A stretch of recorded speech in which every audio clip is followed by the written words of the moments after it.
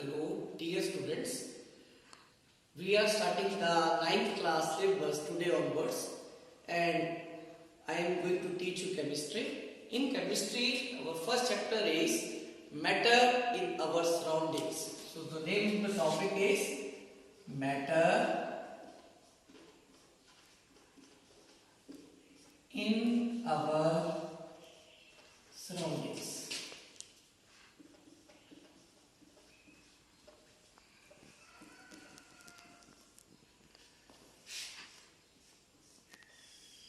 Topic, if we see the first word which is written here, that is matter. Now you should know what is matter. You must have read it in the earlier classes also. Anything which occupies space, has mass, and which can be felt by any of our senses, that is called as matter. I am again repeating the definition. The definition is that anything which occupies space, has mass, and which can be felt by any of our senses, that is called as matter. Anything which is physically present in this world, that is matter. Anything. Now you can see the table, you are seeing this whiteboard, you are seeing the wall, you can see the clock, fans are there. Anything which is physical, that is matter. Your table is a matter. Your chair is a matter. Your bottle is a matter.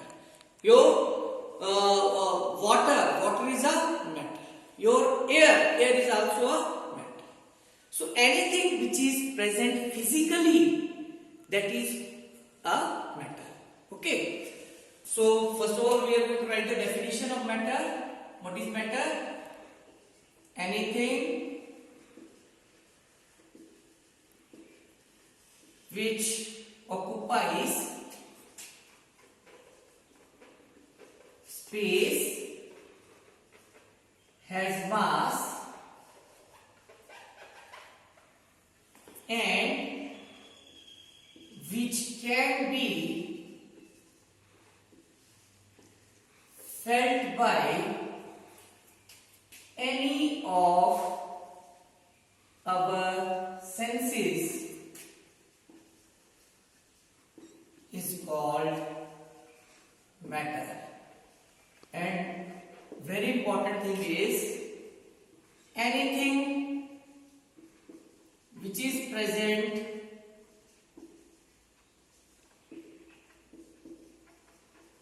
physically is matter. Means anything which do have a physique, that is a matter. So examples of it, you can quote thousands of examples, like everything almost is a matter. Example, bottle, chalk, water, etc. Our next topic is that what is this matter made up of, or composition of matter. Then listen, students. Matter is made up of particles. Matter is made up of particles. Now the question arises that if this is made up of particles, then what sort of particles are those? What sort of particles? Then remember that the particles are substances. Particles are those whose size is so small which cannot be imagined. Which cannot be imagined. The size of it is very, very small. Very small.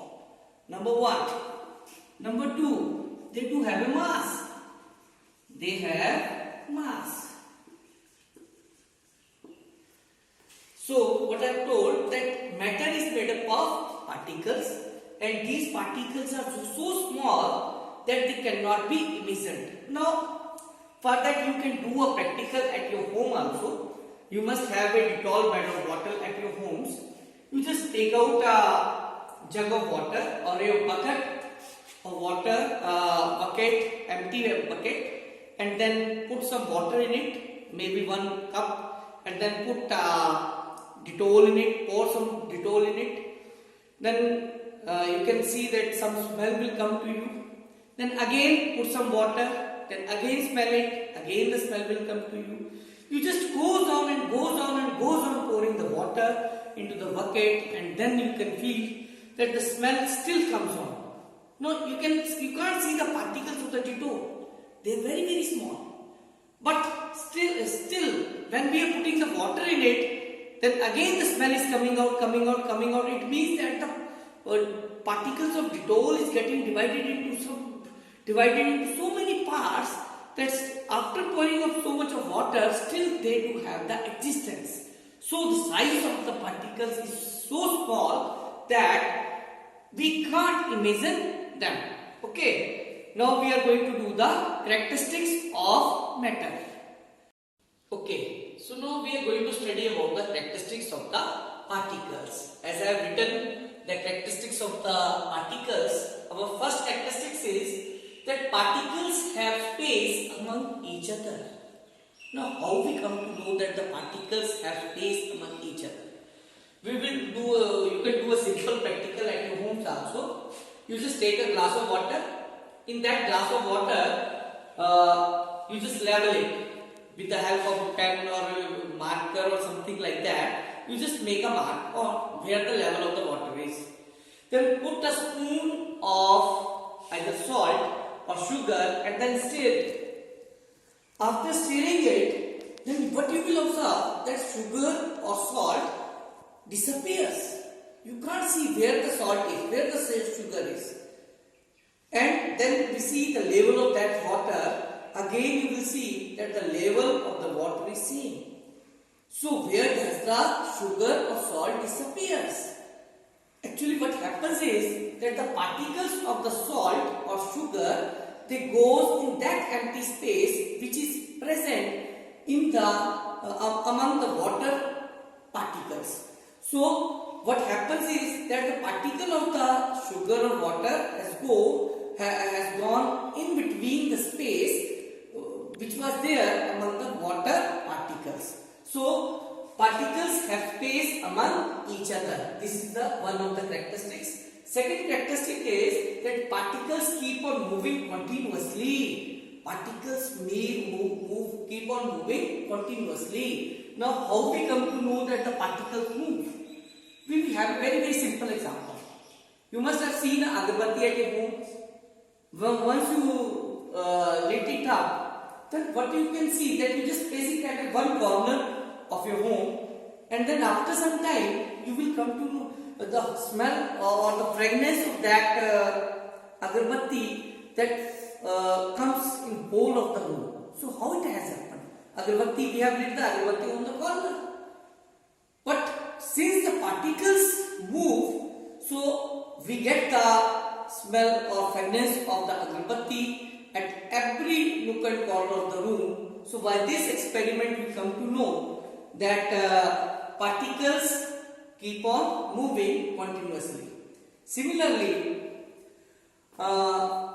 if we see that we put copper sulfate crystals in a hot water and cold water, and then we just keep them, then we see that after some time the crystals of copper sulfate that get dissolved in hot water earlier as compared to that of cold water. So what does it move? It means that the particles of the copper sulfate have moved fast in case of hot water. It means that the movement of the particles directly depends upon the temperature. Movement of the particle depends upon the temperature. So you remember, movement of particles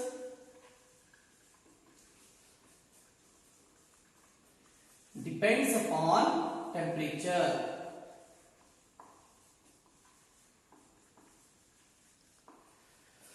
Third, particles attract each other.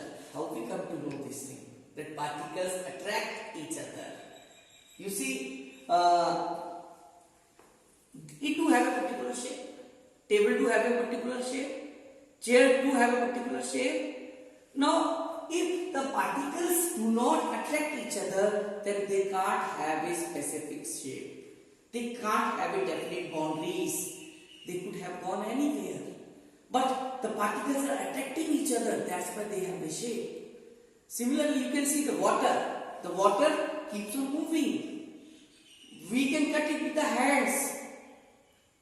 Now, when the water keeps on moving and when we just put a tap and then water comes out of it, then we can just cut it out. Then how it can be cut it out? Because the force of attraction between the water molecules is not so much that we can't move our hand in between. We can move the hand because the force of attraction between the water particles is less as compared to if we see the table. The force of attraction, if we put our hands among the table, then we can't cut it out. Why? Because there the particles are strongly attracted, whereas in case of water, the particles are not so much strongly attracted. Fourth point, particles have a mass. Since all the matter is made up of particles and every table do have a mass, we people do have a mass, glass do have a mass, this pen do have a mass. So this is made up of matter. So that's why the matter particles do have a mass.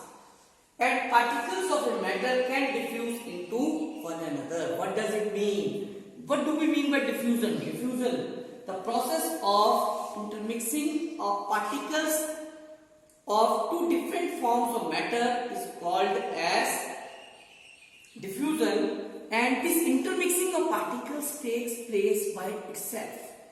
This intermixing of particles takes place by itself. So, what we have studied today, we have studied about the matter and characteristic composition of matter and characteristics of the particles. Thank you.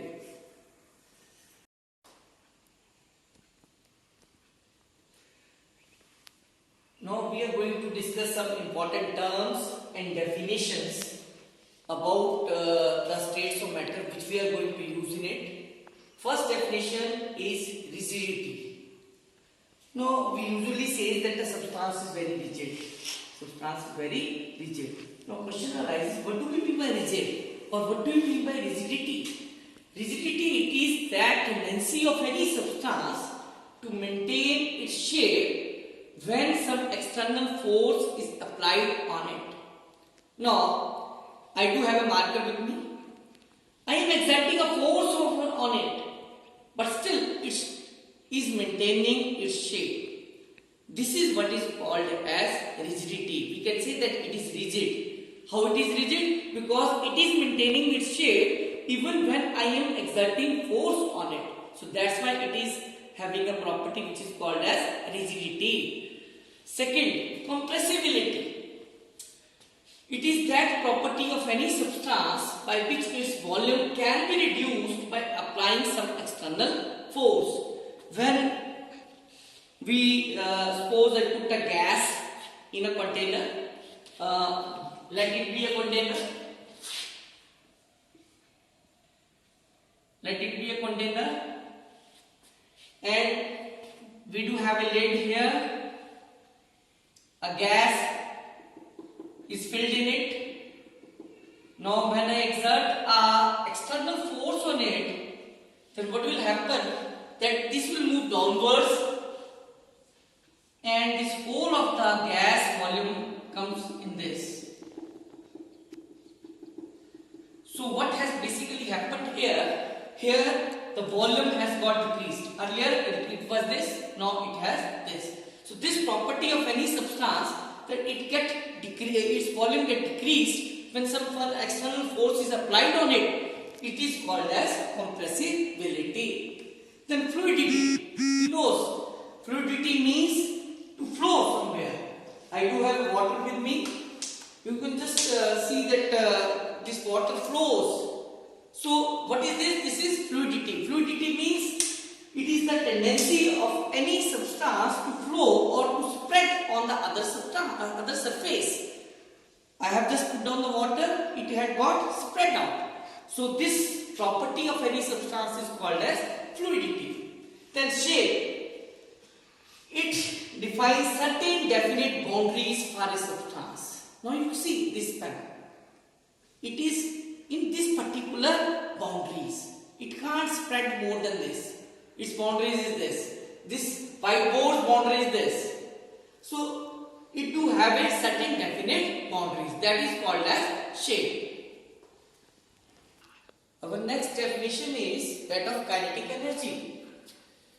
It is the energy which is possessed by a substance due to the motion of its particles. When the particles move, then due to that movement of the particles, some energy is possessed by a substance, and that energy is called as kinetic energy. Now you have to note it down that kinetic energy is represented by the K dot E dot, and here what I have written, kinetic energy is directly proportional to temperature. Now this proportionality sign is new to you people, but we use it again and again, so I am just telling you this in advance. This is proportionality sign. Now what does it mean? It means that here temperature and kinetic energy do have a direct relation with each other. That is, if the temperature increases, then the kinetic energy will also increase, and if the temperature decreases, then the kinetic energy will also decrease. So this is the relation between the kinetic energy and the temperature, which you have to keep always in your mind. Our next definition is that of diffusion. What is diffusion? The process of intermixing of particles of two different types of matter by their own is called as diffusion. Now what I have said? It is a process of intermixing of different particles. What sort of particles? Of different forms of matter. Now what I do? Let us have a container just like this. I put a ball in between. In this I put oxygen gas or nitrogen gas. So okay, oxygen gas is there in it. Then I put nitrogen gas in the adjoining container, nitrogen. Then what I do? I remove this ball from here. Then what will happen? That after some time, your oxygen and nitrogen get intermixed with each other, and you can't predict where is oxygen and where is nitrogen. This process of intermixing of particles is called as diffusion. This is called as diffusion. Similarly, you can take honey in water, then that also get intermixed with each other, then that process is also called as diffusion. Next definition is density. Density, very important. It is defined as the mass per unit volume. Mass per unit volume. If we say that a substance is very highly dense, what does it mean? It means that more mass is confined in a very small volume. More mass is confined in a very small volume.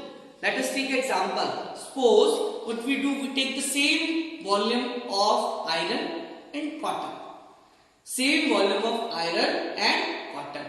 Then you see that the mass of the iron is very, very high and the mass of cotton will be very, very low.